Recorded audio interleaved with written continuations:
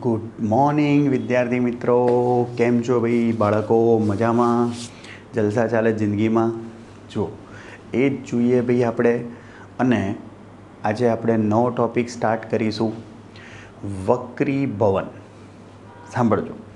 હવે આ જે ટૉપિક છે ભાઈ, આપણે પહેલો ટૉપિક બતાવ્યો એ હતો તમારો પરાવર્તન, અને હવે જોઈશું આપણે વક્રીભવન. સાંભળજો ધ્યાનથી. વક્રીભવન એટલે શું?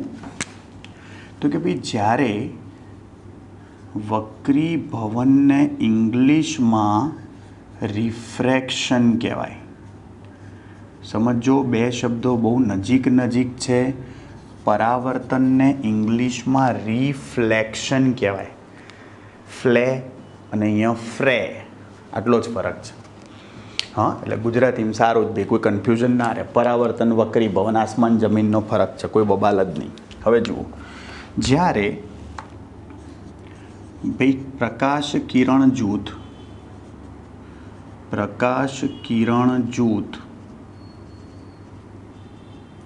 પારદર્શક માધ્યમની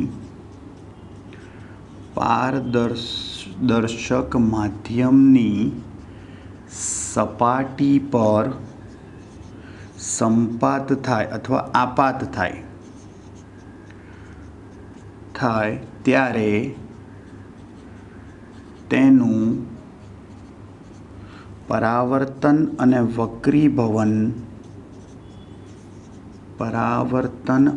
વક્રીભવન બંને થાય છે. કેવી રીતે? સાંભળજો. હવે આ વક્રીભવન કોને કહેવાય? વ્યાખ્યા: જ્યારે ત્રાંસા આપાત થતા કિરણો માધ્યમમાં પ્રવેશી વાંકા વળે અથવા માર્ગ બદલે તો તેને પ્રકાશનું વક્રીભવન કહે છે. વ્યાખ્યા શું થઈ? જોજો. જ્યારે ત્રાંસા આપાત થતા કિરણો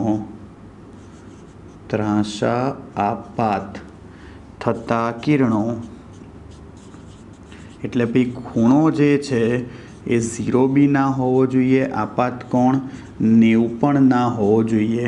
બરાબર? 0 થી 90ની વચ્ચે આપાત થતા કિરણો માધ્યમની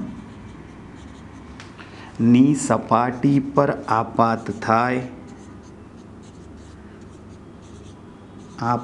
થયા બાદ વાંકા વળે છે અથવા માર્ગ બદલે છે. આ ઘટનાને વક્રીભવન કહે છે. શું કહેવાય ભાઈ? આ ઘટનાને વક્રીભવન કહે છે. આવડે? ખબર પડી ભાઈ? આ ખાસ ધ્યાન રાખજો. અને હવે જુઓ ભાઈ, આપણે પારદર્શક માધ્યમ બતાવીએ. જોજો, ધારો કે આ તમારું પારદર્શક માધ્યમ છે. સમજો ભાઈ, આ તમારું માધ્યમ 2 છે અને આ તમારું માધ્યમ 1 છે, જે જનરલી આપણે હવા જ લેતા હોઈએ છીએ. ક્લિયર? હવે ભાઈ આપણે વક્રીભવનના નિયમો બતાવીશું. સૌથી પહેલાં જુઓ, આપણે આ લંબ દોરી કાઢ્યો. ઓકે, હવે જુઓ, ધારો કે આપણું કિરણ કોઈ આઈ કોણે આપાત થયું. જોજો ધ્યાનથી, આઈ કોણે આપાત થયું. એનો મતલબ આ આઈ આપાત કોણ છે, તો પરાવર્તન કોણ પણ ભાઈ આઈ જ થશે. જોજો, આ આપાત કિરણ હતું તો પરાવર્તિત કિરણ પણ ભાઈ તમે સમજો એટલો જ. આપાત કોણ અને પરાવર્તન કોણ હંમેશા સરખા હોય. તો અહીંયાથી જે કિરણનું પરાવર્તન થાય એનો ખૂણો બી એટલો જ હશે જેટલો આપાત કોણનો હતો. એટલે અહીંયા આ આઈ જ થાય. આ તમારું પરાવર્તિત કિરણ. ખબર પડી? અને સમજો, જો આ બીજું માધ્યમ ના હોત તો આ કિરણ સીધું ગતિ કરતું. આમ બી પ્રકાશ કિરણ સીધા માર્ગે ગતિ કરે, પણ ભાઈ એવું અહીં થતું નથી. કારણ કે અહીં શું છે? યસ, અહીં માધ્યમ હોવાથી આ પ્રકાશ કિરણ પોતાનો ગતિમાર્ગ બદલી કાઢે છે અને આવી રીતે ગતિ કરે છે બીજા માધ્યમમાં. એનો મતલબ આ તમારું વક્રીભૂત કિરણ થયું. ખબર પડી? અને એણે બનાવેલો ખૂણો લંબ સાથે એને આર કહેવાય. આરને વક્રીભૂત કોણ કહેવાય. હા, વક્રીભવન કોણ લખો તો પણ ચાલે. અગત્યની વસ્તુ જોજો ભાઈ, આપાત કોણ એટલે શું? આપાત કોણ આઈનો મતલબ શું થાય? આપાત કિરણે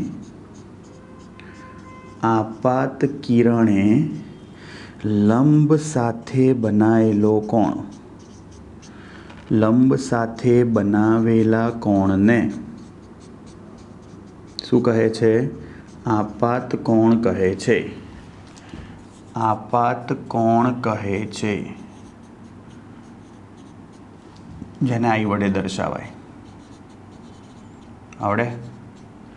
ચલો, આર શું છે ભાઈ? વક્રીભૂત કોણ. કોને કહેવાય ભાઈ? વક્રીભૂત કોણ એટલે આર કહેવાય. ઇંગ્લિશમાં એને એંગલ ઓફ રિફ્રેક્શન કહેવાય અને એટલે જ એને સ્મોલ આર વડે દર્શાવાય. અને આ વક્રીભૂત કોણની વ્યાખ્યા શું થાય? સિમ્પલ. વક્રીભૂત કિરણે લંબ સાથે આંતરેલા કોણને શું કહે છે? વક્રીભૂત કોણ કહે છે. ક્લિયર? એને વક્રીભૂત કોણ સ્મોલ આર કહે છે. આવડે? આ ખાસ ધ્યાન રાખજો. વક્રીભૂત કિરણે લંબ સાથે આંતરેલા કોણને વક્રીભૂત કોણ કહેવાય. ધ્યાનથી સાંભળજો. અને હવે ભાઈ આપણે વક્રીભવનના નિયમો લખીએ. જોજો ભાઈ, વક્રીભવનના નિયમો શું કહે છે આપણને? પહેલું ભાઈ, આપાત કિરણ, વક્રીભૂત કિરણ અને આપાત બિંદુએ સપાટીને દોરેલો લંબ. આપાત બિંદુએ સપાટીને દોરેલો લંબ શું હોય? યસ, આપાત બિંદુએ સપાટીને દોરેલો લંબ એક જ સમતલમાં રહેલા હોય છે. એક જ સમતલમાં રહેલા હોય છે. ક્લિયર? સિમ્પલ છે. ચલો બીજું ભાઈ, જો બીજો નિયમ બહુ જ અગત્યનો છે. હા, અને એ તમારો સ્નેલનો નિયમ જ કહેવાય. ભાઈ જુઓ, સ્નેલનો નિયમ શું કહે છે? સાંભળજો. સ્નેલનો નિયમ શું કહેવાય? ભાઈ વૈજ્ઞાનિક હતા સ્નેલ, એમણે જ નિયમ આપ્યો હતો. અને નિયમ એવું કહે છે તમારો, જોજો, કે આપાત કોણ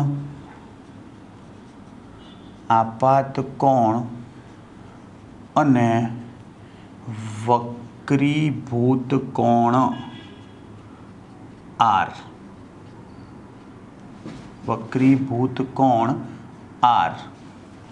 ના સાઇન મૂલ્યોનો ગુણોત્તર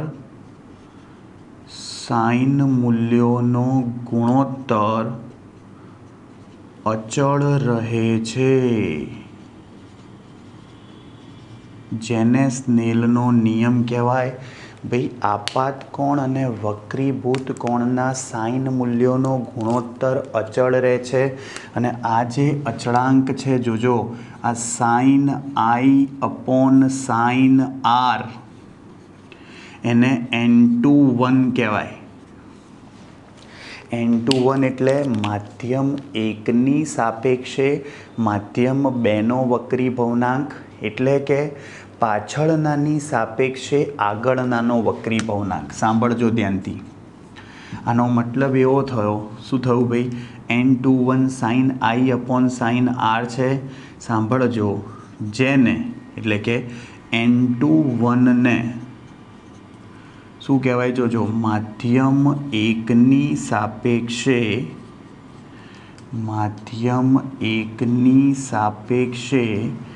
માધ્યમ બેનો વક્રી ભવનાંક કહે છે.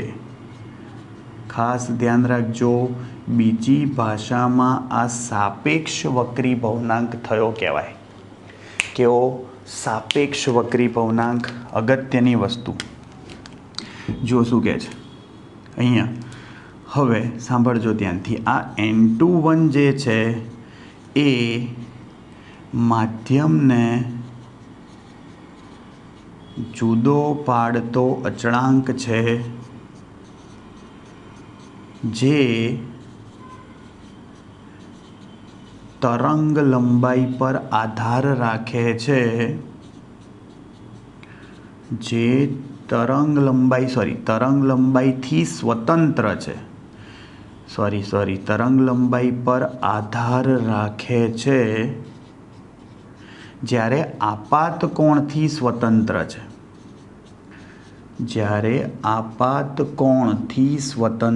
છે. ભાઈ આ વસ્તુ હમણાં હું નિરપેક્ષ વક્રી ભવનાંક સમજાવું ને ત્યારે તમને શીખવાડું છું કે કેવી રીતે તરંગ લંબાઈ પર આધાર રાખે વક્રી ભવનાંક. ઓકે, સાંભળજો. હવે પણ અત્યારે યાદ રાખજો, તરંગ લંબાઈ પર આધાર રાખે, આપાત કોણથી સ્વતંત્ર હોય, આ બધું ધ્યાન રાખવાનું ભાઈ. સારું. હવે ભાઈ સમજજો ધ્યાનથી. ભાઈ અહીં જો આ તમારો n21 જે છે ભાઈ, જે માધ્યમનો વક્રી ભવનાંક મોટો હોય એને પ્રકાશીય ઘટ્ટ માધ્યમ કહેવાય. જોજો, જે માધ્યમનો વક્રી ભવનાંક મોટો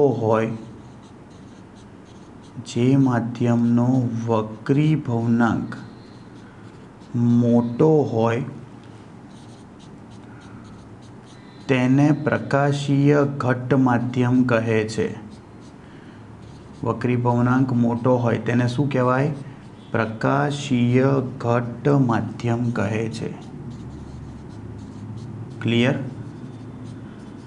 અને જે માધ્યમનો વક્રી ભવનાંક નાનો હોય, જોજો, જે માધ્યમનો વક્રી ભવનાંક નાનો હોય, સાંભળજો ભાઈ, વક્રી ભવનાંક નાનો હોય તેને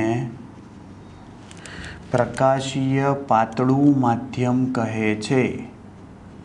આ ખાસ ધ્યાન રાખજો, પાતળું માધ્યમ કહે છે. આવડે? આ ખાસ ધ્યાન રાખજો. આનો મતલબ શું થયો ભાઈ? આનો મતલબ એવો થયો ભાઈ, જુઓ, પ્રકાશીય ઘટતા અને આપણી જે ઘનતા હતી, આ બંને શબ્દો અલગ અલગ છે. હા, એવું જરૂરી નથી કે ઘટતા વધારે હોય તો ઘનતા પણ વધારે હોય, એવું જરૂરી નથી. સિમ્પલ તમને એક્ઝામ્પલ આપું કે ટર્પેન્ટાઇન અને પાણી લો. ભાઈ ટર્પેન્ટાઇન જે છે પ્રકાશીય ઘટ્ટ માધ્યમ છે પાણી કરતાં.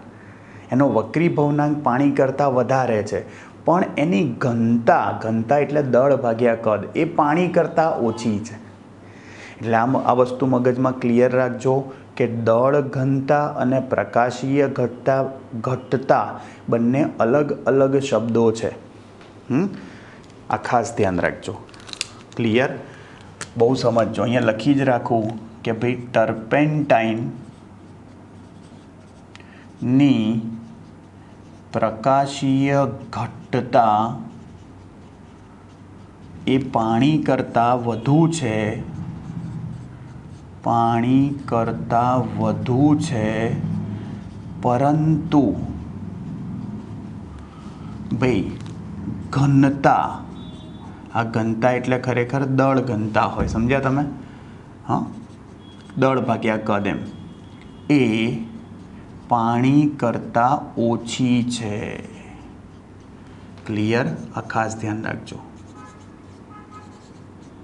અને હવે જો આની ઉપરથી ભાઈ જો n21 ગ્રેટર દેન 1 હોય, જો n21 ગ્રેટર દેન 1 હોય તો સ્વાભાવિક છે, જુઓ સાઇન આઈ ગ્રેટર દેન સાઇન આર થાય, એટલે કે આઈ ગ્રેટર દેન આર થાય. મતલબ અત્યારે આકૃતિમાં બતાવ્યું છે એવું જ થાય. આપાત કોણ મોટો છે, વક્રીભવન કોણ નાનો છે. એનો મતલબ કે જે કિરણ છે એ લંબ તરફ વાંકું વળે છે. આનો મતલબ પ્રકાશીય પાતળા માધ્યમમાંથી ઘટ્ટ માધ્યમમાં કિરણ દાખલ થાય તો લંબ તરફ વાંકું વળે છે. આનો મતલબ એવો થયો. આપાત કોણ મોટો છે વક્રીભૂત કોણ કરતાં, માટે વક્રીભૂત કિરણ લંબ તરફ વાંકું વળે છે. લંબ તરફ એટલે આર નાનો થઈ જાય એમ. ક્લિયર.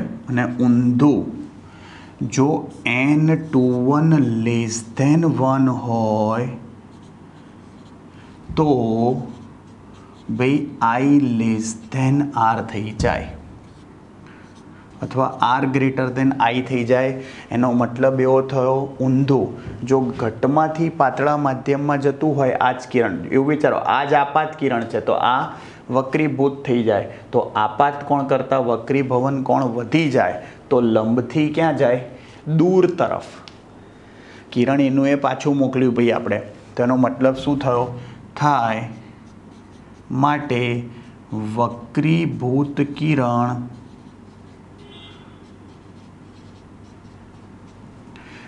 લંબથી દૂર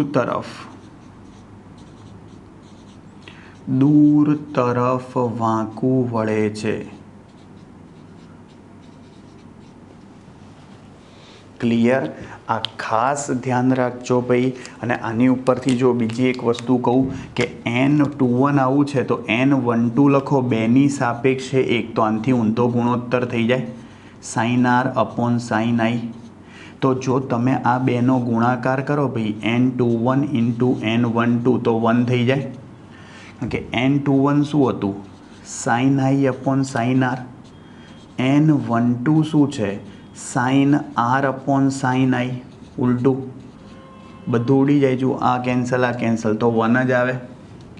એનો મતલબ કે જો n21 ઇન્ટુ n12 બરાબર 1 થાય તો n21 બરાબર શું થશે, 1 અપોન n12.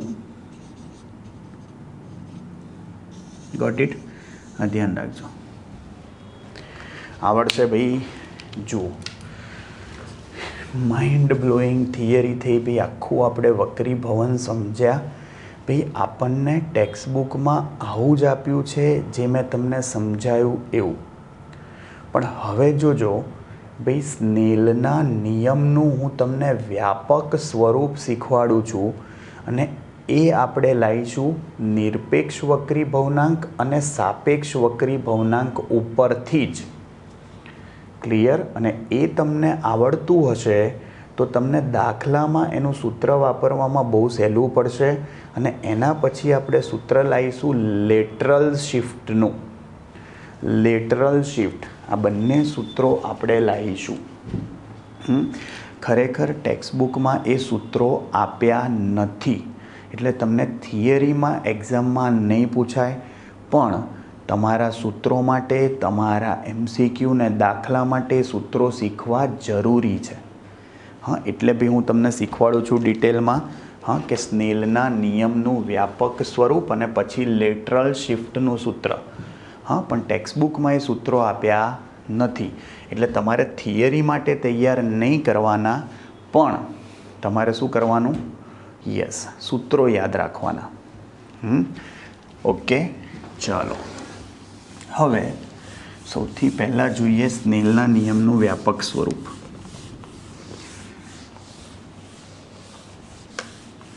હે સોની તે લખી રે, સોને લખી તે મેનુ, સોની તે લખી રે, સોને લખી તે, સોની તે લખી રે, સોને લખી તે મેનુ, સોની તે લખી રે, સોને લખી તે. 4 દિનથી જવાની આહા આહા તું કરે મન માની આહા આહા હે સોની તે લખી રે સોની લખી દે સોની તે લખી રે સોની લખી દે સોની તે લખી રે સોની લખી દે મેનું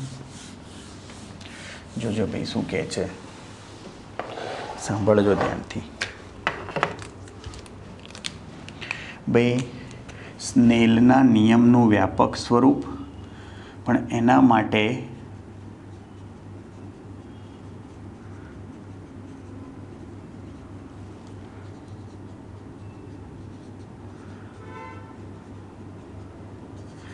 નિરપેક્ષ વક્રી ભવનાંક અને સાપેક્ષ વક્રી ભવનાંક આપણે વ્યાખ્યાય સાપેક્ષ વક્રી ભવનાંક તો હમણાં જ કીધો હતો પણ નિરપેક્ષ વક્રી ભવનાંકની પણ જરૂર પડશે ફરી વખત આકૃતિ દોરું છું એની એ જ છે ભાઈ નવું કંઈ નથી આ બીજું માધ્યમ છે માધ્યમ 2 ઓકે આ તમારું માધ્યમ 1 છે ચલો કિરણ આવ્યું ભાઈ તમે લંબ દોરી કાઢ્યો અહીંયાથી ભાઈ તમે સમજો પરાવર્તન થશે આંશિક પરાવર્તન થાય જો આ આપાત કિરણ આ પરાવર્તિત કિરણ આપાત કોણ અને પરાવર્તન કોણ સરખો થાય આઈ બરાબર આઈ લખી કાઢીએ ભાઈ ફરી વખત આ આપાત કિરણ છે આ પરાવર્તિત કિરણ છે અને આ વક્રીભૂત કિરણ જોજો ભાઈ જો આ કિરણ સીધું જતું રહેતું હોય તો આમ જતું રહે એ આ સીધું એની જગ્યાએ ભાઈ લંબ તરફ વાંકું વળે છે આપણને ખબર છે કારણ કે આ પ્રકાશીય પાતળું અને આ ઘટ્ટ માધ્યમ છે આનો વક્રી ભવનાંક N1 આનો N2 જોજો અહીં આ ખૂણો આપણે R લખીએ છીએ ભાઈ જુઓ આ તમારું વક્રીભૂત કિરણ થયું વક્રીભૂત કિરણ સમજો સૌથી પહેલાં આઈ શું છે આપાત કોણ આર શું છે પરાવર્તન સોરી વક્રીભૂત એંગલ ઓફ રિફ્રેક્શન તો વક્રીભૂત કોણ છે ધ્યાનથી સાંભળજો ચલો સ્નેલનો નિયમ આપણને ખબર હતી એ લખી કાઢું ખાલી ફરી એકવાર આપણે વ્યાપક સ્વરૂપ લાવીએ પણ એ પહેલાં સ્નેલનો નિયમ શું હતો માધ્યમ 1ની સાપેક્ષે 2નો વક્રી ભવનાંક શું થાય લાયા હતા ને હમણાં sine i upon sine r ચલો હવે ભાઈ આપણે નિરપેક્ષ વક્રી ભવનાંક વ્યાખ્યાયિત કરીએ ભાઈ નિરપેક્ષ વક્રી ભવનાંક કોને કહેવાય નિરપેક્ષ વક્રી ભવનાંક એટલે શૂન્યાવકાશની સાપેક્ષે જોજો શૂન્યાવકાશની સાપેક્ષે માધ્યમના વક્રી ભવનાંકને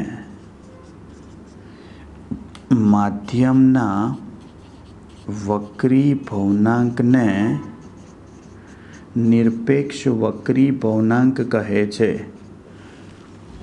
નિરપેક્ષ વક્રી ભવનાંક કહે છે સાંભળજો એટલે એનું સૂત્ર આવું થાય small n = c/v small n શું થશે c/v સાંભળજો માધ્યમ 1 માટે ભાઈ માધ્યમ 1 માટે n1 શું લખાય કહો મને c/v1 લખાય ચલો માધ્યમ 2 માટે શું લખાય ભાઈ માધ્યમ 2 માટે આ જ રીતે એનો નિરપેક્ષ વક્રી ભવનાંક c/v2 લખાય સમજ્યા c તો અચળ જ રહે c શું છે શૂન્યાવકાશમાં પ્રકાશનો વેગ આપણને ખબર જ છે ભાઈ c શું છે શૂન્યાવકાશમાં પ્રકાશનો વેગ હવે જોજો હવે ભાઈ હું તમને સાપેક્ષ વક્રી ભવનાંકની વ્યાખ્યા કહું તો એની વ્યાખ્યા આ તો સ્નેલનો નિયમ હતો સમજો પણ સાપેક્ષ વક્રી ભવનાંકની વ્યાખ્યા આવી થાય જોજો કોને કહેવાય સાપેક્ષ વક્રી ભવનાંક? તો કે જો માધ્યમ એકમાં પ્રકાશનો વેગ v1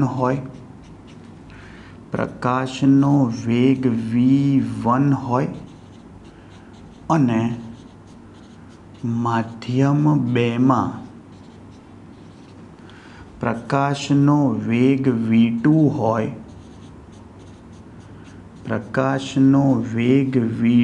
હોય, તો માધ્યમ 1ની સાપેક્ષે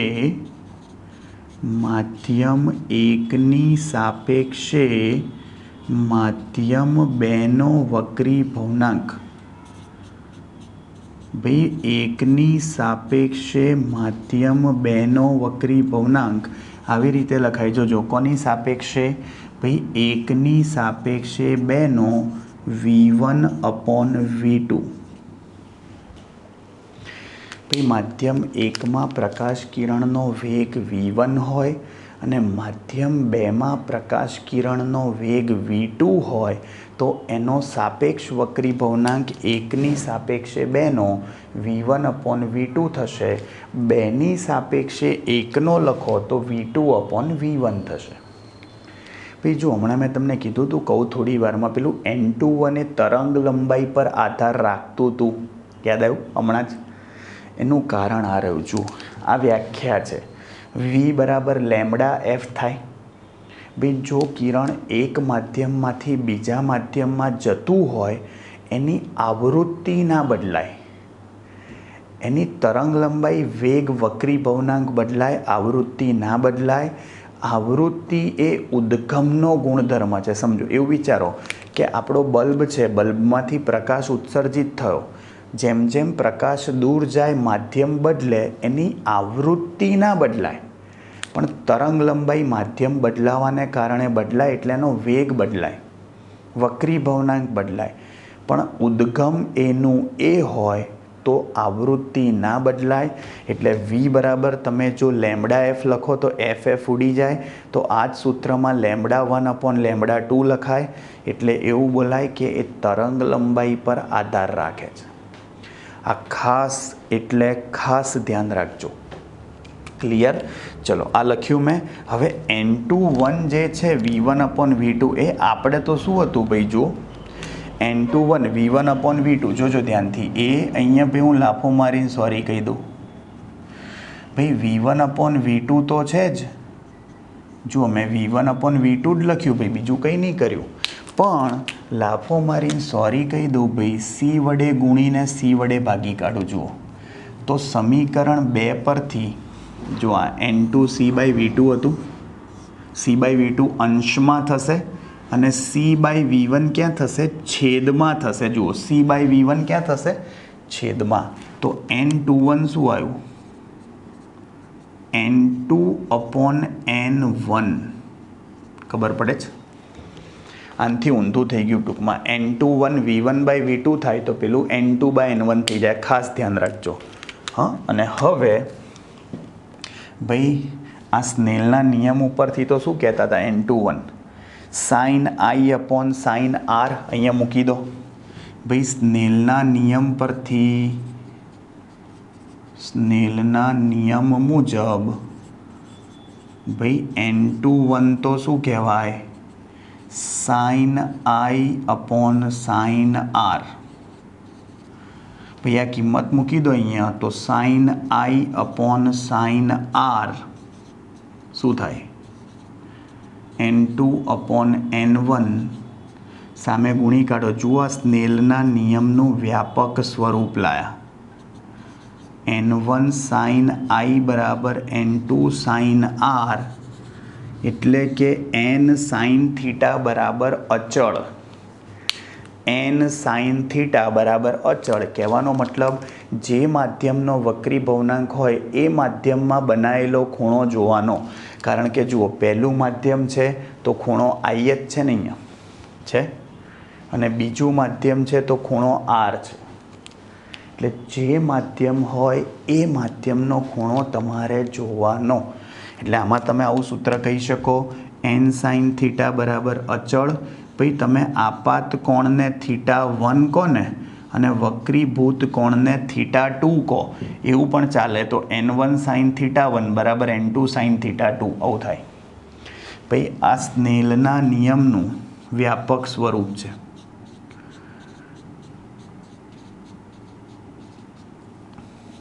ક્લિયર? ભાઈ આ બધું તમે ટેક્સ્ટ બુકમાં જોશો તો નથી આપ્યું. હા, પણ મેં તમને સમજાવ્યું એટલા માટે કે આ બધા સૂત્રો તમને બહુ જ કામમાં આવશે. તમને સાપેક્ષ નિરપેક્ષ વક્રીભવનાંક શું છે એ બધી ખબર હોવી જોઈએ એટલે.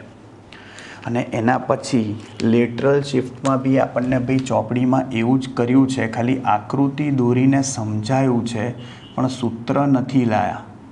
નથી જો પૂછાય તમારી જ રીતે સમજાવી દેવાનું, સૂત્ર લાવવાની જરૂર નથી. પણ હું તમને દાખલા MCQ માટે આ સૂત્ર સાબિત કરી આપું છું. લેટરલ શિફ્ટ એટલે શું જોજો. ભાઈ આ તમારું માધ્યમ છે. ફરીવાર ભાઈ આ માધ્યમ 1 અને માધ્યમ 2, આપણે માધ્યમ 1ને પ્રકાશીય પાતળું, માધ્યમ 2ને પ્રકાશીય ઘટ્ટ માધ્યમ લઈએ છીએ. સાંભળજો. હવે કોઈ કિરણ દાખલ થયું, જોજો ધ્યાનથી. ભાઈ આ કિરણ આપાત થયું. સાંભળજો ભાઈ, એનો મતલબ એવો થયો કે આ તમારો લંબ છે. જુઓ આ જે લંબ છે, આ જુઓ AB કિરણ જે છે એ તમારું આપાત કિરણ થયું. જોજો હવે અહીં જો આ કિરણ, સાંભળજો, આ માધ્યમ ના હોત તો સીધું નીકળી જતા, પણ એવું થતું નથી. સાંભળજો, અહીં એનું વક્રીભવન થઈ અને આ કિરણ આવી રીતે વાંકું વળે છે. સાંભળજો, હવે આપણે શું લઈએ છીએ, આ જે વક્રીભૂત કિરણ તમારું આવ્યું BC, જુઓ ભાઈ આપણે જે પ્રકાશ કિરણ લીધું છે ને એની તીવ્રતા વધારે લીધી છે. એટલે થાય શું, જોજો અહીંયા વક્રીભવન થયું હતું, C બિંદુ પાસે ફરી એનું વક્રીભવન થશે અને ફરી વક્રીભવન થાય એટલે એ અહીંયાથી તમે લંબ દોરો. ભાઈ અહીંયાથી પાછો તમે લંબ દોરો, આ પાછું આપાત બિંદુ થયું. ફરી વખત અહીંયા આપાત થયું કિરણ, અહીંથી પાછું વક્રીભવન થઈ અને આવી રીતે જશે. હવે ભાઈ લંબથી દૂર તરફ વળે, લંબથી દૂર તરફ દેખાય છે. શું ખબર પડી? ભાઈ બંને કિરણો એકબીજાને સમાંતર છે. દેખાય છે? ભાઈ આ બે સમાંતર થયા, ખાલી આટલું શિફ્ટ થઈ ગયું કહેવાય, આટલું. અને એને લેટરલ શિફ્ટ કહેવાય, આને જેને X વડે દર્શાવીએ છીએ, જે આપણે શોધવું છે. ખબર પડે છે? આ લેટરલ શિફ્ટ કહેવાય, આ X. ભાઈ જો કિરણ સીધું ગયું તો આમ જાત, પણ એવું નહીં જતું.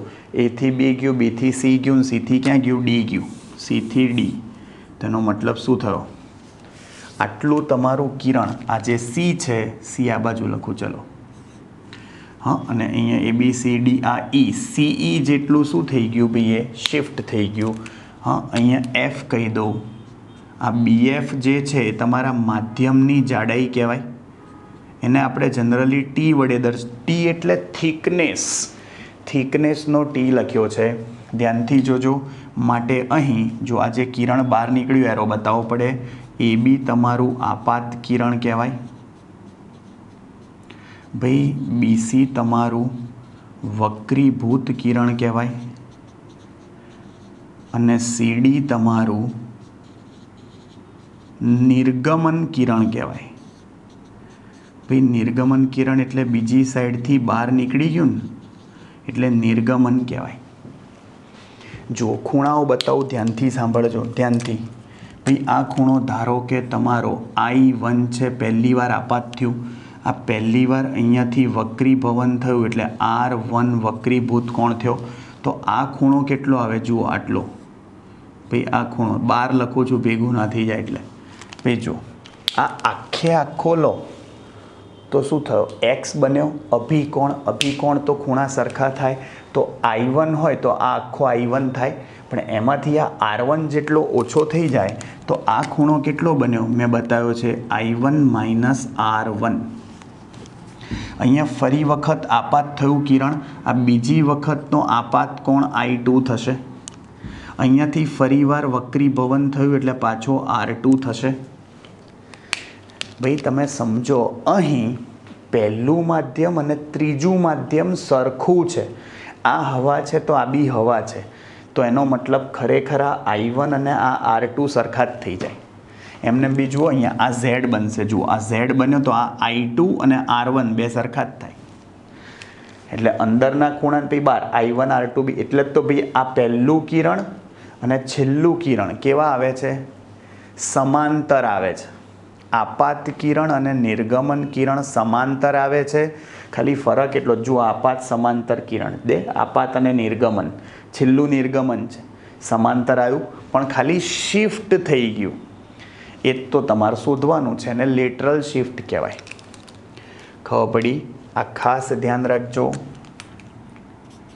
આપાત કિરણ અને નિર્ગમન કિરણ વચ્ચેના લંબ અંતરને કિરણ વચ્ચેના લંબ અંતરને લેટરલ શિફ્ટ કહે છે લેટરલ શિફ્ટ કહે છે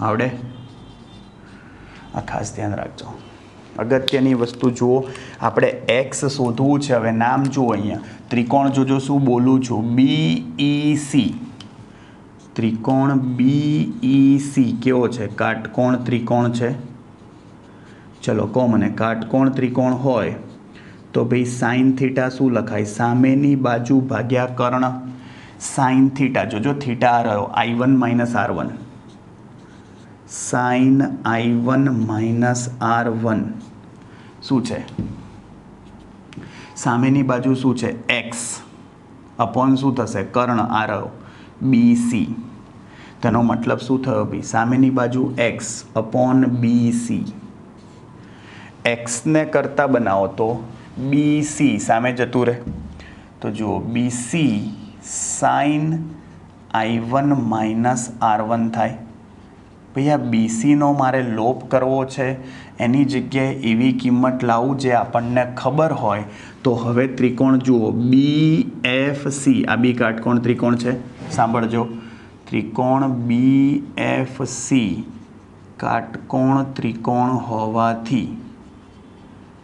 કાટકોણ ત્રિકોણ હોવાથી શું થશે જુઓ આકૃતિ પરથી જુઓ ભાઈ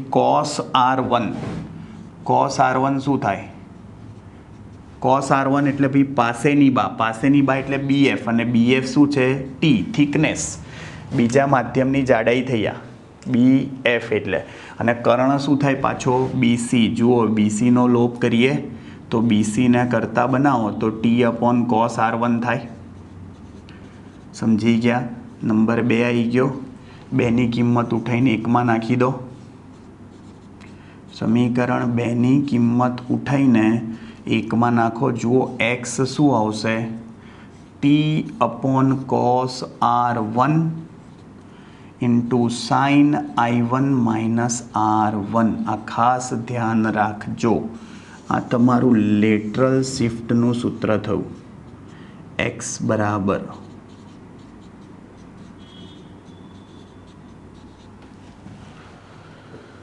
ક્લિયર હજી જો આમાં તમને હજી એક સૂત્ર લખી આપું કે એકદમ નાનો આપાત કોણ હોય ભૈયા I જે છે ને I1 એ બહુ જ નાનો હોય તો સ્વાભાવિક છે I1 R1 એનથી બી નાનો થઈ જાય બાદબાકી કરો તો I1 માઇનસ R1 કારણ કે R1 તો જુઓ I1 થી નાનો જ થાય છે લંબ તરફ વાંકું વળે એટલે તો એનો મતલબ શું થાય કે જો I1 નું મૂલ્ય નાનું હોય I1 ખૂબ જ નાનો હોય તો ભાઈ તમને ને મને ખબર છે શું તો કે સાઇન થીટા લગભગ થીટા થઈ જાય કીધું તું તમને ભાઈ મેં ખૂણો નાનો હોય तो साइन थीटा ने टेन थीटा लगभग थीटा थाय तो कॉस R1 तो लगभग 1 थी जाए भाई कॉस ઝીરો ની કિંમત 1 થાય ખૂણો બહુ જ નાનો હોય એટલે થીટા લગભગ 0 હોય તો cos 0 તો 1 થાય આ કિંમત મૂકી દો તો x બરાબર શું થશે જુઓ t/1 cos R1 cos 0 1 થાય આની જગ્યાએ શું લખ્યું I1 માઇનસ R1 ખબર પડે જુઓ આમાંથી I1 કોમન કાઢી લો I1 તો TI1 કૌંસમાં શું આવશે જુઓ 1 માઇનસ R1 અપોન નહોતું તોય કોમન કાઢ્યું ને અને સ્નેલનો નિયમ હમણાં જ શીખવાડ્યો જુઓ N1 સાઇન I પણ અહીંયા I1 છે N2 સાઇન R1 ભાઈ આ રહ્યું ને સૂત્ર પણ અહીંયા પહેલા માધ્યમમાં ખૂણો I1 છે બીજામાં R1 છે વક્રી ભવન કોણ સિમ્પલ ખૂણો નાનો હોવાથી સાઇન I1 તો I1 થાય અને સાઇન R1 બી શું થાય R1 તો આની ઉપરથી R1 અપોન I1 શું લખાય N1 બાય N2 જુઓ ભાઈ R1 અપોન I1 આ છેદમાં નાખી દો N1 અપોન N2 તો જુઓ x બરાબર સમીકરણ શું થશે TI1 1 માઇનસ ભાઈ R1 અપોન I1 ની જગ્યાએ N1 અપોન N2 થશે આવડે ભાઈ આ સૂત્ર ત્યારે જ વાપરી શકાય જ્યારે આપાત કોણ બહુ જ નાનો હોય બાકી કોમન સૂત્ર તો આ ઉપર બોક્સમાં છે એ જ છે T upon cos R1 into sign I1 R1 I1 minus R1 ખૂણો બહુ જ નાનો હોય આપાત કોણ તો સૂત્ર આવું થશે T ઇન્ટુ આપાત કોણ I1 into 1 minus N1 upon N2 સમજ્યા ખાસ ધ્યાન રાખજો ભાઈ જુઓ આ બધા સૂત્રો ભાઈ મેં કીધું એમ ટેક્સ્ટ બુકમાં આપણને આપ્યા નથી ક્લિયર આ ખાસ ધ્યાન રાખજો ભાઈ નેક્સ્ટ લેક્ચરમાં આપણે વક્રી ભવનની જ વાત કરીશું અને એની ઉપરથી જે દાખલા હશે એ કમ્પ્લીટ કરી કાઢીશું ઓકે મળીએ ભાઈ ચલો નેક્સ્ટ લેક્ચરમાં આટલું વ્યવસ્થિત તૈયાર કરી કાઢજો ભાઈ ત્યાં સુધી આવજો બાય सी यू टाटा सबा खैर सायोनारा हस्ता ला वेस्ता फिर मिलेंगे चलते चलते खुदा हाफिज़ दास विदानिया जय श्री कृष्ण जय अम्बे जय हिंद जय भारत वंदे मातरम टेक केयर।